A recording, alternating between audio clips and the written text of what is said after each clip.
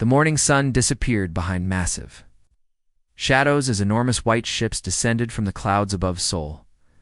Dr. Giwon Kim rushed to her laboratory window, her coffee mug forgotten on the desk. The ships were unlike anything she had ever seen, perfectly smooth, silent, and so large they blocked out entire city blocks. "Minho, come look at this," she called to her colleague who was working at his computer. Dr. Minho Park joined her at the window, his mouth dropping open at the sight. Similar scenes were happening all around the world. In New York, London, Tokyo, and every major capital, identical white vessels hung motionless in the sky. People poured out of buildings, pointing upward, some screaming, others standing in stunned silence. Then the voice came, spoken every language at once, somehow reaching every person on Earth simultaneously. "Greetings, people of Earth. We are the Corvani, servants of the Galactic Confederation. We come bearing gifts of peace and prosperity." The voice was calm, almost musical, with no hint of threat. But Jiwon felt her hands trembling as she gripped the window frame. Something about this felt wrong, though she could not explain why. "At those ships," Minho said, his voice filled with awe, "our missiles couldn't even scratch them." He was right. Oh. The news reports flooding in from around the world showed the same story everywhere. Military forces had tried to engage the vessels, but their weapons simply shut down when aimed at the alien ships. Not destroyed or deflected, just turned off. As if the aliens could control Earth's technology with a thought. President Yoona Lee appeared on every screen in the country that evening. Her usually confident demeanor showed cracks of uncertainty, but her words carried hope. "Citizens of Korea, citizens of Earth," she began, her voice trembling slightly. "Today marks a new chapter in human history. These visitors, the Corvani, offer us gifts beyond our imagination. Clean energy that could end our climate crisis. Medical advances that could cure every disease. Technology that could end hunger and poverty forever." She paused, looking directly into the camera. "After centuries of war, conflict, and suffering, perhaps this is humanity's chance for true peace. We must consider their offer carefully." But while the world celebrated and world leaders debated, Jiwon felt a growing unease. The alien symbols that had appeared across the sky, projected by the Corvani ships, looked familiar. Too familiar. She had seen markings like these before. Her archaeological team had made an incredible discovery on Mars, hidden beneath the planet's red surface. They had found the ruins of what appeared to be an ancient civilization. The structures were clearly not human, but they were also not natural formations. Someone, or something, had built them long ago. The discovery had shocked the scientific community. Life. But the evidence was undeniable. The ruins contained advanced technology, art, and most importantly, writing. Staring at the Corvani projections in the sky, Giwon realized why the alien symbols looked so familiar. They were almost identical to the ones her team had found on Mars. On the red planet, her assistant, Sun Ho Choi, was working alone in the deepest part of the excavation site. The young researcher had volunteered to stay behind when the rest of the team returned to Earth after the Corvani arrival. Someone needed to continue documenting the find. Sun Ho was dedicated to his work. He was photographing the final chamber. They had discovered when something caught his eye. The symbols on these walls were different from the others. They seemed more urgent, more desperate. As he studied them closer using the translation software they had developed, the meaning became clear. These were not historical records or religious texts. They were warnings. The messages spoke of visitors who came from the stars, bringing gifts and promises of peace. They described how the Martian civilization had welcomed these benefactors with open arms, grateful for their advanced technology and knowledge. But the warnings told a different story about what happened next. Sun Ho's hands shook as he continued reading. The final messages described how the visitors had slowly taken control, how they had selected the best and brightest of the Martian people for special education programs, how those selected were never seen again, how the planet's resources were slowly drained away. bring only harvest. If others come after us, if our warnings survive, remember this. They have done this before. They will do it again. Do not trust their gifts. Do not trust their promises. Sun Ho immediately tried to contact the team on Earth, but his communications were being blocked. Every attempt to send the translation files failed. It was as if something was preventing the information from reaching Earth. Back on Earth, Juwan stood in her laboratory, staring at the celebration in the streets below. Life. But she could not shake the feeling that something terrible was about to happen. The symbols in the sky continued to pulse with alien light. Somewhere in the back of her mind, she remembered the warnings carved in stone on a dead planet. Far away. 6 months had passed since the Corvani ships first appeared in Earth's skies. The world had changed in ways that seemed impossible just half a year ago.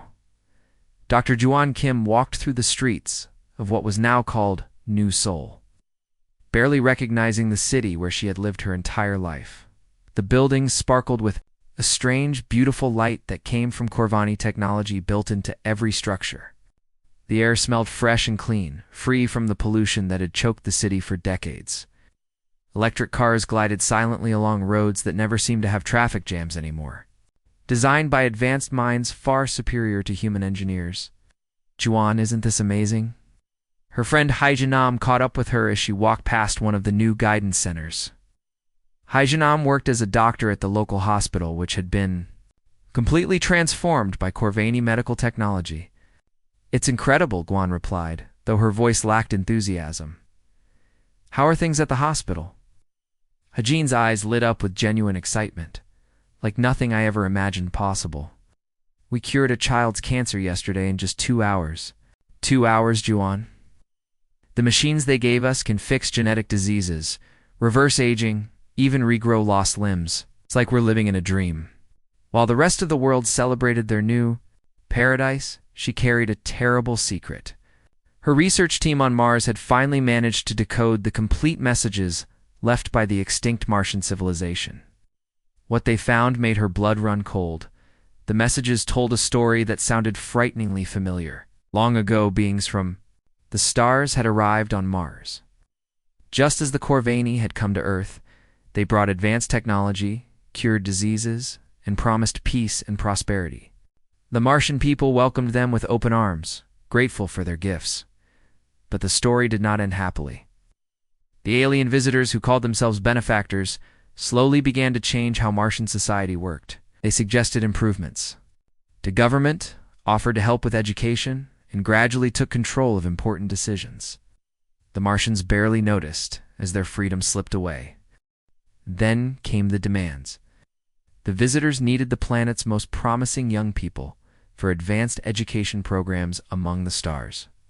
Parents were told their children would learn incredible things in return to help their world become even better. The Martians called these selected youth the Bright Ones. Son Ho Choi, still working alone in the Martian ruins, had managed to send Giwan an encrypted message despite the communication problems. They called them the Bright Ones, he reported, his voice shaking even through the digital transmission. Every generation, the best and brightest were selected for advanced education among the stars. They never returned. The final Martian messages were desperate warnings. The civilization realized too late that their children were not being educated. They were being harvested. Aliens were collecting the most intelligent, creative, and capable young minds from each world they visited. Once they had taken enough, they moved on to the next planet, leaving behind a broken civilization that slowly died without its future leaders. G1 tried to share this information with the world, but discovered something disturbing. Attempted to publish her findings, her research papers were blocked from academic networks. Her colleague Daeho Lim at Seoul National University found that his own research files had been mysteriously corrupted. Any data that questioned the Corvani or their methods seemed to disappear from computer systems. It's like they're controlling what we can say, Daeho told her in a worried whisper during a secret meeting in an old coffee shop. My students can't access certain websites anymore. News reports that ask difficult questions about the Corvani vanish overnight. They're cleaning up information, making sure only positive stories reach the public. The most frightening part was happening right in front of everyone's eyes, disguised as a wonderful opportunity. The guidance centers that had been built in every neighborhood were not just community centers, they were evaluation facilities. Young people with exceptional abilities were being tested, measured, and selected for something called the Interstellar Development Program. At the guidance center near Giwan's apartment, she watched as families brought their brightest children for assessment. The Corvani assessors were tall, pale beings with gentle voices and kind smiles.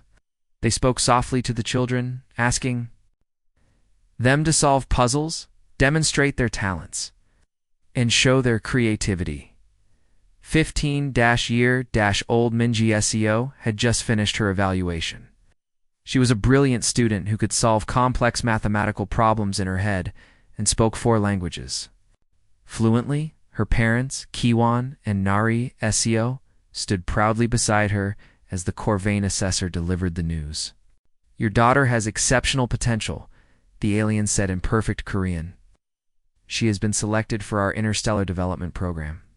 She will travel to our educational facilities beyond Earth, where she will learn from the greatest minds in the galaxy.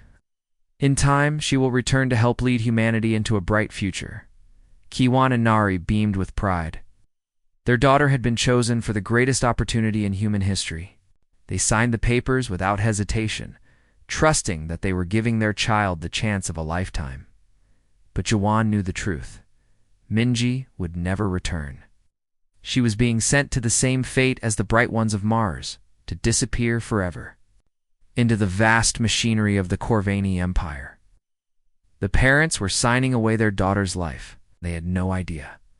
The paradise Earth had been promised was built on a foundation of lies. The price would be paid by humanity's children. Deep beneath the busy streets of Seoul, in an abandoned section of the subway system, Dr. Giwon Kim had built a secret laboratory. The old maintenance tunnel was hidden from the world above, lit only by emergency lights and the glow of computer screens. This was where the truth about the Corvani was finally being revealed. "Look at these files," said Dong Wuhan, an intelligence officer who had joined their small group of resistors. He spread dozens of photographs and documents across the metal table. "The Corvani didn't just arrive 6 months ago. They've been watching us for decades." Giwan studied the images with growing horror. There were blurry photographs of strange lights in the sky from the 1950s. Reports of people being taken from their homes and returned with no memory of what happened, and mysterious incidents where animals were found dead with precise surgical cuts. UFO sightings, abductions, cattle mutilations, Dongwoo continued, pointing to each file. We always thought these were just stories, but they were real. The Corvani were studying us, learning our weaknesses, preparing for this moment." Dr. Youngmin Ko sat quietly in the corner, his face pale and drawn. He had worked at one of the guidance centers for 3 months before he discovered the truth and barely escaped with his life. "They're not educating our children," he said, his voice barely above a whisper. "They're harvesting them." The psychologist's words sent chills through everyone in the room. He had seen the truth behind the Corvani's gentle smiles and kind words. The selection process is designed to find the best of humanity. It's the brightest minds, the strongest bodies, the most creative spirits. But they're not being taken away for education. They're being shipped off-world to serve the Corvani Empire.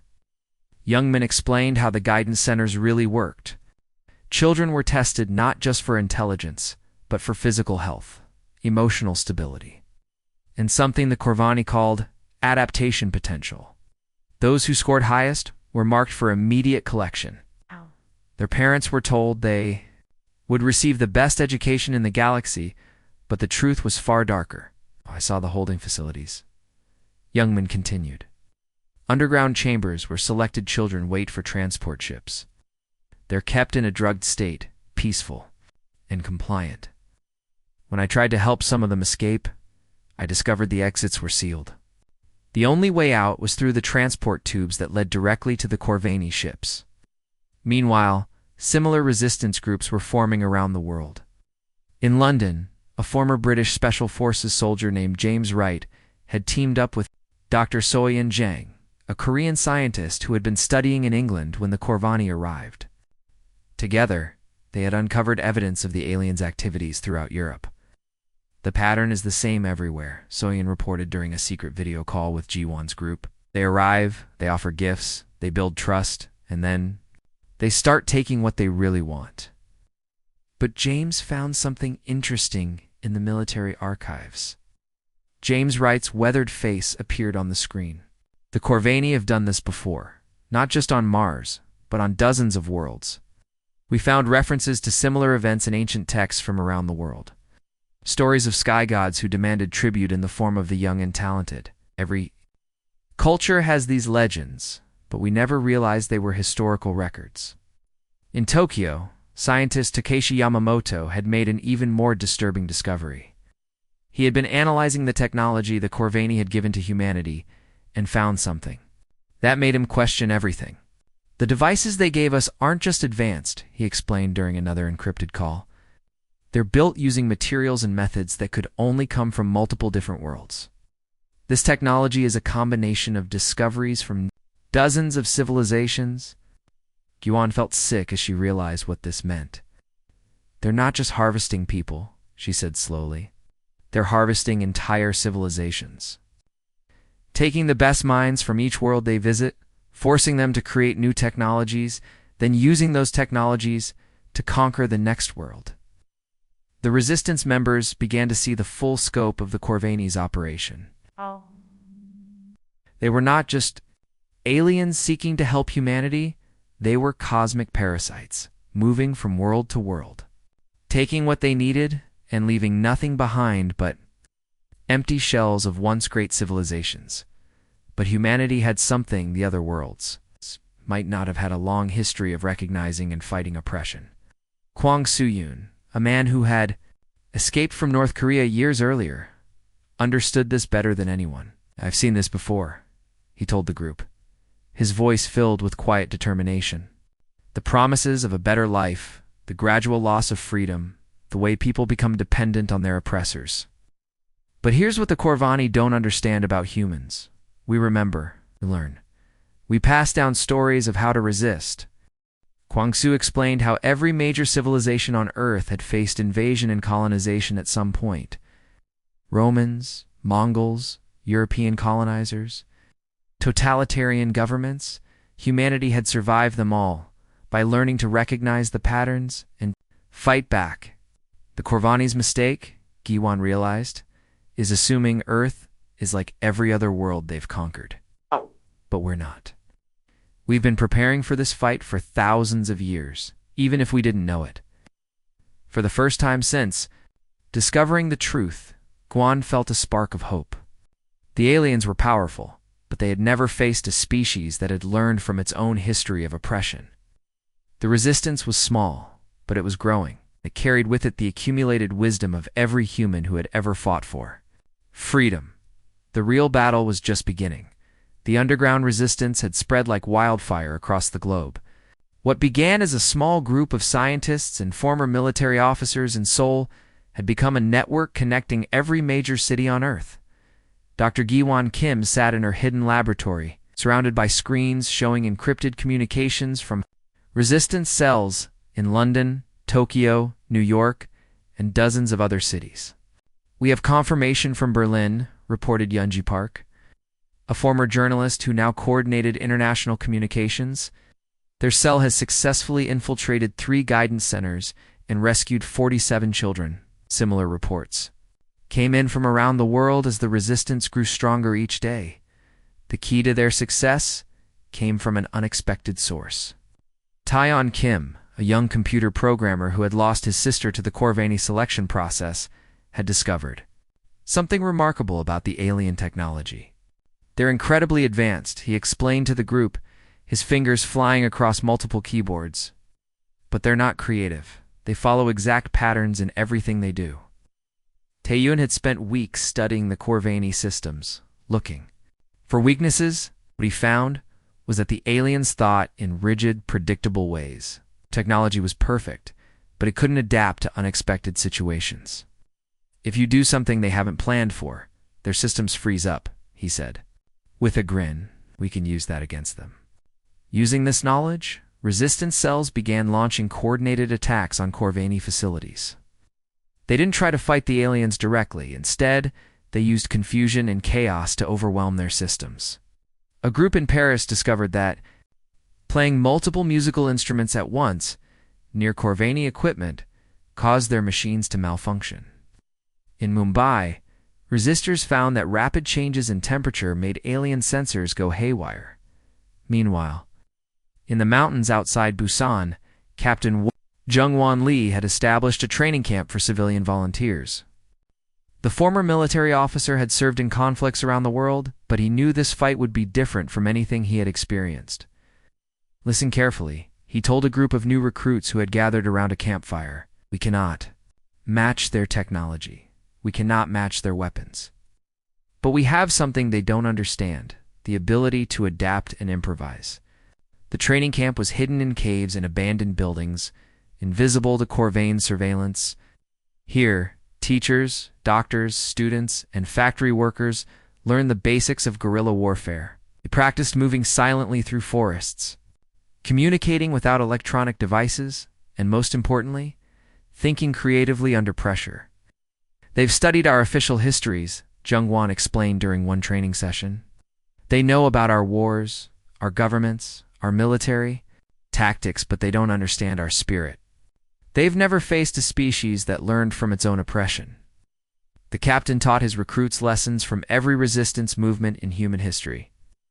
The strategies used by partisans during World War II, the tactics of guerrilla fighters in Vietnam, the methods of underground networks that had fought against dictatorships around the world.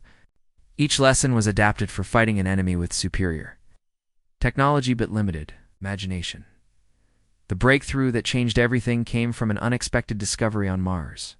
Dr. Sung-Ho Park, working with the archaeological team at the Martian ruins, had been analyzing the quantum frequencies found in the alien messages.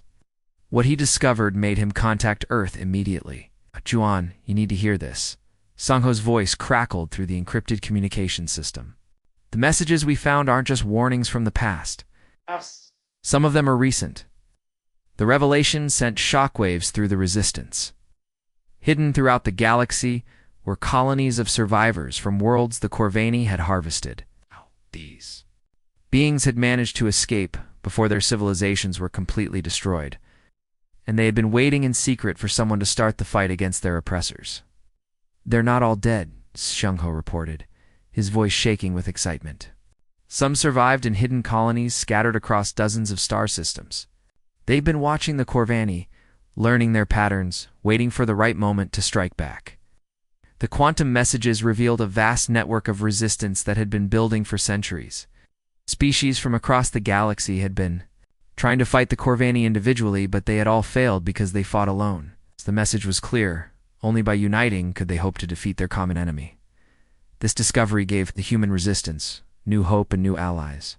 The survivors shared information about Corvani weaknesses, provided advanced technology that could be used against them, and most importantly, confirmed that the aliens could be defeated. But the Corvani were not sitting idle. They had begun to notice the resistance activities and were accelerating their harvesting schedule. At guidance centers around the world, children were being selected for immediate transport instead of the gradual process they had used before. 15-year-old Mingi Seo received word that she would be leaving Earth the next morning. But her parents, Kiwan and Nari, were no longer the proud, trusting people they had been months earlier. They had learned the truth about the Corvani and had secretly joined the resistance. When the pale alien guards arrived at their apartment to collect Minji, they found the family waiting for them. Kiwan stood in the doorway, his wife and daughter behind him, his face set with determination. "You promised us peace," Kiwan said, his voice steady, despite the fear in his eyes. "You told us our daughter would receive the best education in the galaxy. But we've seen this pattern before. We know what happened to Mars. We know what you really want." The Corvani guards moved forward, but Nari stepped beside her husband. "No more," she said firmly. "You will not take our daughter." The confrontation that followed would spark the final phase of the resistance, as humanity prepared to fight not just for Earth, but for every world the Corvani had destroyed. Dawn broke over. Sol exactly 1 year after the Corvani ships had first appeared in Earth's skies. In the hidden command center beneath the subway tunnels, Dr. Juan Kim stood surrounded by screens showing resistance cells across the globe. Today would determine whether humanity would survive as a free species or become another harvested world. In the Corvani's collection, "All units report ready," announced Yoonji Park, her voice steady despite the magnitude of what they were about to attempt. From London to Tokyo, from New York to Cairo, resistance fighters were in position for the most coordinated attack in human history. The Corvani had finally revealed their true nature. Gone were the gentle smiles and promises of peace. Massive harvester ships had emerged from hyperspace, their dark holes bristling with collection devices designed to strip planets of their resources and populations. The benevolent facade had been dropped, replaced by the cold efficiency of a species that had perfected the art of planetary conquest. "They're not even trying to hide it anymore," reported Dong Wuhan from his position overlooking the main Corvani facility in Seoul. Through his binoculars, he could see streams of captured humans being loaded into transport tubes that led directly to the waiting ships above. The harvesting has begun, but humanity was ready. Months of preparation had led to this moment. The Resistance had studied every piece of Corvani technology they could find, reverse-engineered their systems, and discovered their weaknesses. Most importantly, they had learned from the survivors of other worlds, gaining access to technologies and strategies that the Corvani had never encountered before. "Execute Phase 1, Juan ordered, her voice carrying across the encrypted communication network to every resistance cell on Earth. Tien. Kim's fingers flew across his keyboard as he launched the virus he had spent months perfecting. The program was designed not just to attack Corvani systems on Earth, but to spread through their entire galactic network. "Uploading now," he said, sweat beading on his forehead. "The message is going out to every world in the Confederation." The virus carried more than just computer code. It contained the complete history of the Corvani's deception, evidence of their crimes against dozens of civilizations, and most importantly, proof that they could be defeated. The message was simple but devastating. The pattern could be broken, but only by those who remembered their history and refused to repeat it. Across the galaxy, worlds that had lived under Corvani control for generations suddenly had access to information they had never seen before. The truth about what had happened to their missing children, the reality of their supposed benefactors, and the knowledge that others were fighting back. On Earth, the ground assault began. Captain Jungwon Lee led his trained volunteers in a coordinated attack on the Seoul Guidance Center. The building that had once seemed like a beacon of hope now revealed its true purpose as a processing facility for human cargo. "Remember," Jungwon shouted to his troops as they stormed the facility, "we're not just fighting for Earth today. We're fighting for every world they've destroyed, every civilization they've harvested, every child they've stolen." The Resistance. Fighters moved through the building with practiced efficiency, their training in guerrilla warfare serving them well against the Corvani's rigid response patterns. When the aliens tried to activate their security systems, they found their technology had been compromised by Taeyeon's virus. When they attempted to call for reinforcements, they discovered their communication networks had been hijacked by the Resistance. In the facility's lower levels, they found the holding chambers where thousands of Earth's brightest children waited for transport to the harvester ships. Among them was Minji Seo, the brilliant 15-year-old whose parents had refused to let her be taken. "You're safe now," Jungwon told her as his team broke open the containment cells. "Your parents are waiting for you." But the real victory was happening far above Earth's surface. The quantum network that connected civilizations across the galaxy was carrying humanity's message to the stars. "We are Earth. We have seen this pattern before. We remember. We resist. Join us." The response was immediate and overwhelming. Worlds throughout the Confederation, uprisings began simultaneously. Species that had been oppressed for centuries suddenly found the courage to fight back, inspired by the example of a young planet that had recognized the Corvani's deception and refused to submit. The Corvani, faced with their first real resistance, and a galaxy-wide rebellion found their perfect system crumbling. Their technology, designed to control compliant populations, could not adapt to the chaos of simultaneous revolts across dozens of worlds. From the command center, Giwan watched as the last Corvani ships retreated into hyperspace, their harvester. Vessels empty and damaged. The cost had been terrible. Thousands of humans had died in the fighting, and many more had been taken before the resistance could save them. But the pattern was finally broken. "We didn't just win our freedom," she said to the assembled resistance leaders as they gathered in the ruins of the guidance center. "We became the catalyst for liberating an entire galaxy." As the sun set over Sol, painting the sky in shades of orange and red, humanity began the long work of healing. They had learned that the price of peace was eternal vigilance, and that sometimes the youngest species could teach the oldest lessons about the value of freedom. The galaxy would never be the same. Neither would humanity. But for the first time in generations, the stars held promise instead of threat, and the future belonged to those who remembered their past and refused to repeat it.